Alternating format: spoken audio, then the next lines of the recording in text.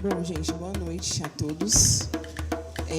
Primeiramente, eu queria agradecer a indicação da DJ Maroca, que acabou enxergando aí a grande importância de escolher uma mulher aqui, duas mulheres, né, nesse caso, para estar falando, né, sobre isso, de hip hop, né, da cultura. Eu queria cumprimentar a companheira que fez uma linda, né, introdução aí, uma historiografia breve e bem assertiva sobre o que é o hip hop, né? Então vocês conseguiram ouvir aí. E aí eu queria complementar que, assim, eu acho que para avançar, né, em qualquer área do conhecimento, a gente precisa da crítica, né? Então eu acho que eu vou vir mais nesse sentido, já que ela já trouxe esse sentido mais da defesa, né, do movimento cultural. Vou cumprimentar sua fala também, que eu achei muito bacana. Então, gente, hoje no hip hop não é só, todo mundo já sabe que não é só as mil maravilhas, né? Mas eu costumo falar que o hip hop hoje, não só em Varginha, mas no Brasil, é um movimento cultural que ele carrega a cara do Brasil, né? E o Brasil com todos os seus problemas, né? Com o machismo, com a homofobia, com a transfobia, né? Então, é importante a gente entender, né, as pessoas que estão dentro do movimento e de fora, que existe esse grande problema, né? Que existe um problema dentro desse movimento cultural, que é um problema do nosso país. Então, ele é por isso que arrepia falar, é por isso que a gente ama essa cultura, porque é o real reflexo ali do nosso país, com todos os problemas, de fato, que ele carrega. E é justamente por isso que existe um pensamento dentro do hip-hop que eu defendo, que é justamente a extensão desses 4 elementos que ela trouxe aqui, que seria um 5º elemento ali no hip-hop, que é justamente a retomada desse objetivo. Por que nasceu o hip-hop? Né? Para a gente lutar pelas desigualdades, para falar o que está acontecendo ali dentro do meu bairro, dentro da minha periferia. E eu acho que hoje o movimento ele vive essa necessidade dessa ressignificação desses elementos e dessa inclusão desse 5º elemento, que é a consciência, que é essa parte social, entendeu? Então, voltando um pouco para o objetivo aqui da conversa, um pouco voltado para a sua fala, Léo, eu acho que a grande dificuldade, não só em Varginha, né? Eu tenho um pouco de propriedade para falar aqui de Varginha, eu participo das batalhas de rima desde 2019, mas é um problema que não é só em Varginha, no Brasil. É justamente as pessoas que estão ali participando, os MCs, eu falo os MCs porque é o que mais tem, os MCs, né? Então não tem muito as MCs. Na verdade tem, mas elas estão dentro das suas casas, porque elas não são bem-vindas nesses espaços, como em qualquer outro que as mulheres tentam frequentar, né? Então, assim, eu acho que a grande dificuldade é realmente esse movimento cultural se reconhecer como um movimento cultural e ir atrás de tudo isso que você acabou de falar, você está entendendo? Por quê? Porque o que eu vejo hoje, por vários motivos, aí a gente volta nessa questão dos problemas do Brasil, né? O porquê que é assim?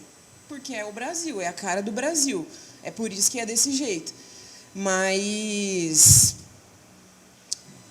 eu vejo que são vários empreendimentos individuais aqui em Varginha, né?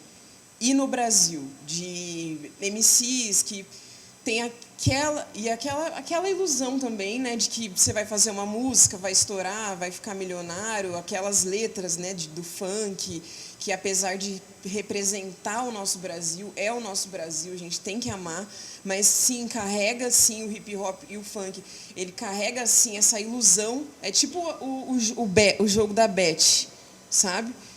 E que vai diretamente ali, acabei de pensar isso, gente, não era planejado. Que tipo carrega aquela ilusão ali para justamente aquela classe mais pobre de que a pessoa vai ficar rica através daquilo, você está entendendo?